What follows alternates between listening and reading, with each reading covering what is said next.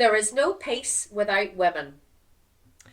My name is Anne Carr, and I'm a volunteer facilitator and board member for Community Dialogue. Reflecting back on the early 80s and through the signing of the Belfast Good Friday Agreement, what was it like for women to hold communities together during times of conflict and tension? It certainly wasn't easy. We know that.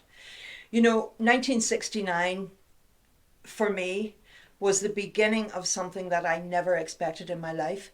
And when I look back at that now, I'm now 72 and look back to those years, I'm probably part of a very small number of women now who remember those days. So when the conflict started, I had been working, I worked in the civil service. I left school at 15 and managed to get a job as a clerical officer in the civil service. So it was the first time really that I met women from across the community because I come from the Greater Shankill area. And that for me was wonderful. So when 69 meant that the bombing started, the shooting started, our lives became very unstable and crazy, and fear levels were really, really high. We had to take a breath, take a beat, and decide how we were going to cope with this.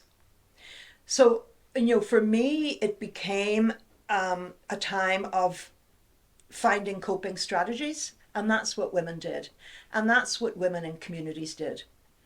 Women knew very quickly that they were going to have to maybe take on the role of mum and dad, because it wasn't long into the Troubles that the men started to go to prison. Mostly men started to go to prison. So we ended up with communities for the first time being led by women who before that had been at home looking after their children. But they had to take on very many different roles, first and foremost to try and keep their children safe. And that wasn't easy when they didn't know when their children went out, particularly teenagers. They weren't going to run into some of this everyday violence. So they became everyday peacebuilders. And they worked together. And that was crucial. There was a huge movement at that time of people. I lived in Belfast, but from across Belfast, because it wasn't safe to live in what was known as mixed areas. So people found themselves moving to areas where they felt safer. And you saw the beginning of the barriers going up. You saw the peace walls, as they're known now, starting to be built to actually keep communities apart, because it was felt that for people to live their lives in the middle of this conflict, that it was safer. But it made it very difficult for women who had always managed to come together to find ways of keeping their relationships going. But women, being women, did. I just loved to get out to communities of women, to hear them talk about the difficulties they were having.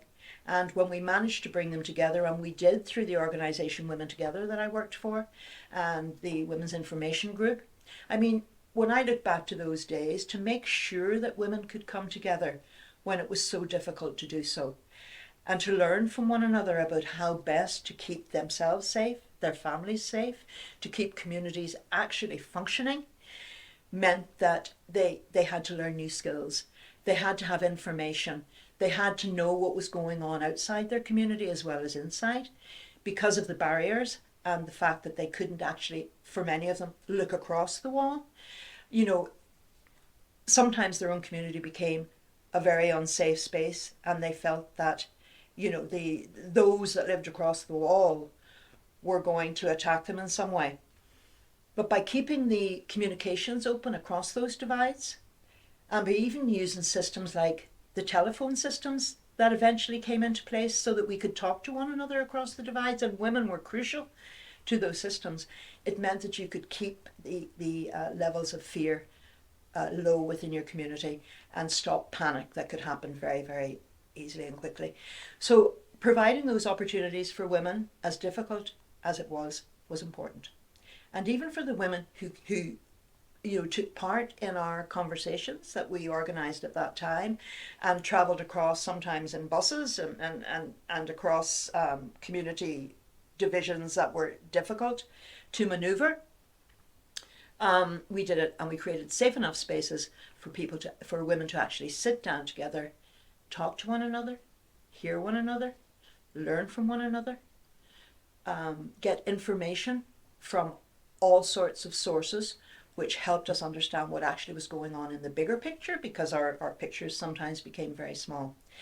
And through that type of working and the strength and stamina and determination of women, that, you know, that they would keep societies together, we would work to end the violence, and we would come out the other end stronger, was really important. In order to step forward to become a peace builder and a women's leader, how does someone get to that point? What advice would you give, and what risks did you take? You know something, I think when you have suffered through the sort of conflict that we were experiencing, you get a drive that never goes away, because you never want other people to experience what you experienced. You know, we had to leave Northern Ireland for a year, because my group of friends, before, just when the conflict broke out, was from across the community. But one of them was targeted for death, simply because he was a Catholic living in a mostly Protestant area. And at that time in 1972, it was the way of things. You know, tit for tat killings were, and if you were an easy target, sometimes you became that target. We decided we would leave Northern Ireland for a year because of that. We'd had enough. We had seen enough. We needed to be somewhere where we didn't have this sort of extra pressure of never knowing whether we would survive the day. So we went to London for a year, and that very person who had been targeted, I married him while we were in London. And we got married in a registry office in London with none of our family members present, just our few friends, because I was from the Protestant Shankill Road area of Belfast, and he was a Catholic. So that in itself, a year later deciding to come home and make our home in Northern Ireland in the middle of the conflict in 1973, with no money and no home, and having to find somewhere safe to live, meant that we ended up living in Antrim for a few years, and then eventually going to live in Newcastle, because they were safer spaces. And we wouldn't have felt safe living in Belfast, where my family lived. That really set me on a path. I didn't want anybody else to go through that. I didn't want any other family to go through that fear, because the reality is we lived with a baseball bat under our bed for 20 years, because, you know, my husband felt that those same people were out there and they would try to target him and get him.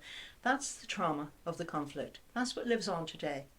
That's the widespread trauma that we haven't really done enough to deal with even today. But at the core, at the very core and basis of everything I have done throughout my life, has been the need for us to build a society based on love and trust and understanding of one another, where we can live together, work together, play together, be together, and thrive together. Looking forward, what support for women and from women is needed for the ongoing peace process? I worked with women, as I said, in those early years, and interestingly enough, pre the Belfast Good Friday Agreement, in those years when we campaigned consistently to end the violence and worked hard to provide whatever support we could for those who had been injured and bereaved in the conflict, remembering that there was no official support in those early years at all. I mean, when I worked for Women Together, we realised very quickly that it was only a little bit of community support that was available.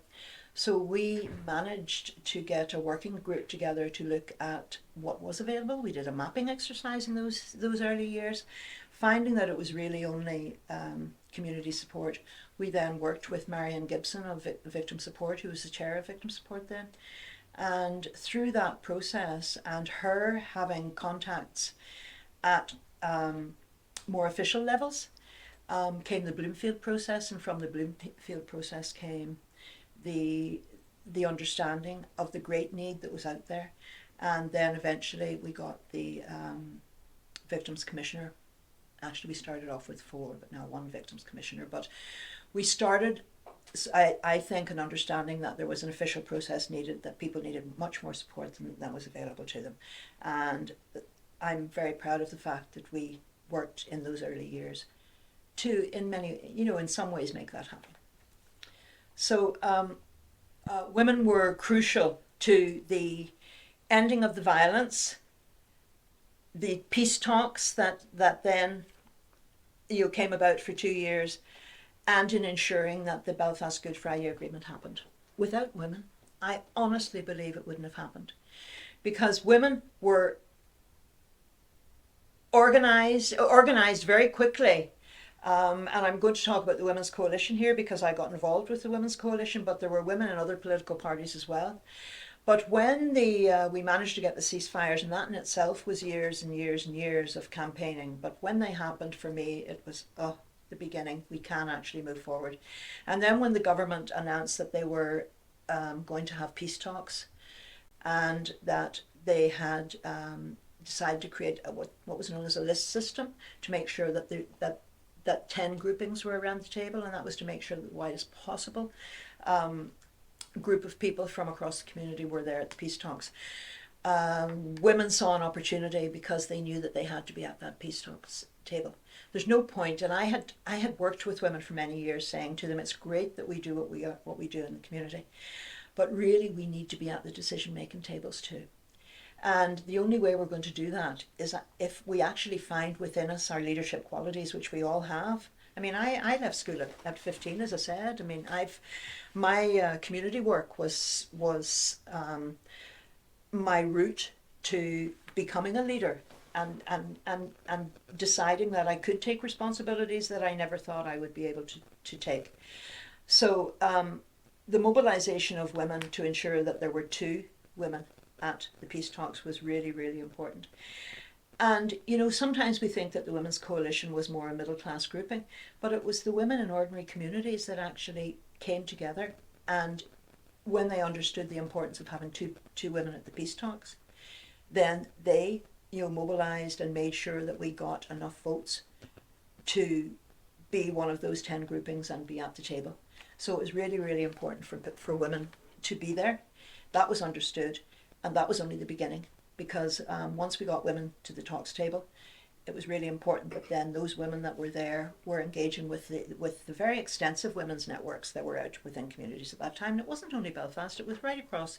We managed to engage women from right across. So women crucial to the peace talks, women crucial to be the those who managed to keep other groupings in the room. Because you must remember that George Mitchell said in all of those 2 years there was one good day, and that was the day that the agreement was signed. Because throughout that process, unless we could create opportunities for people to see that yes, they were what their needs were going to be met within these peace talks, and they were going to be met within whatever agreement we come up with, it would be a compromise at the end of the day. But it was the women that kept them there. It was the women with that drive. It was the women who wanted their children to know something better. They had worked for years to get this peace agreement idea, and the peace talks were the route. Looking forward, what support for women and from women is needed for the ongoing peace process? Well, the reality is that, it's 26 years now since the signing of the Belfast Good Friday Agreement. We never had a proper implementation process, for a start. Our government has been up and down several times, and 26 years later we have never seen peace and reconciliation at the heart of our society seen as important, valued, and crucial to moving forward together. So that's where we are today, and it's really, really important that women acknowledge that and, work together, because what we don't need is women working in silos, because we have a society that works in silos, and nothing works better than women who come together with all their various skills, with their lived experiences, which are crucial, with their understanding that together we are stronger. And I see women being that collective, crucial ingredient to moving peace and reconciliation forward in our society, because the cost of division is huge. It was never expected 26 years after the agreement that we would still be in such a divided society. When the focus was not on working with that, changing that, bringing peace and reconciliation to the heart of everything we do, how would we ever move forward to a more shared and just and equal society? So now is the time. We have done our best in these years, and women often felt that they weren't being listened to in these years post Belfast Good Friday Agreement. But I think we're in a good place, and I think we have so much to offer as women. And if we can all come together collectively and work towards that goal of a new, and it is new, shared, just, equitable, human rights driven, where everyone feels a sense of belonging in the society that is Northern Ireland now, which is very different from that 26 years ago. We now have so many different ethnic minority communities who have come and made their home here. So women driving forward that idea of a sense of belonging for all is where we need to go now.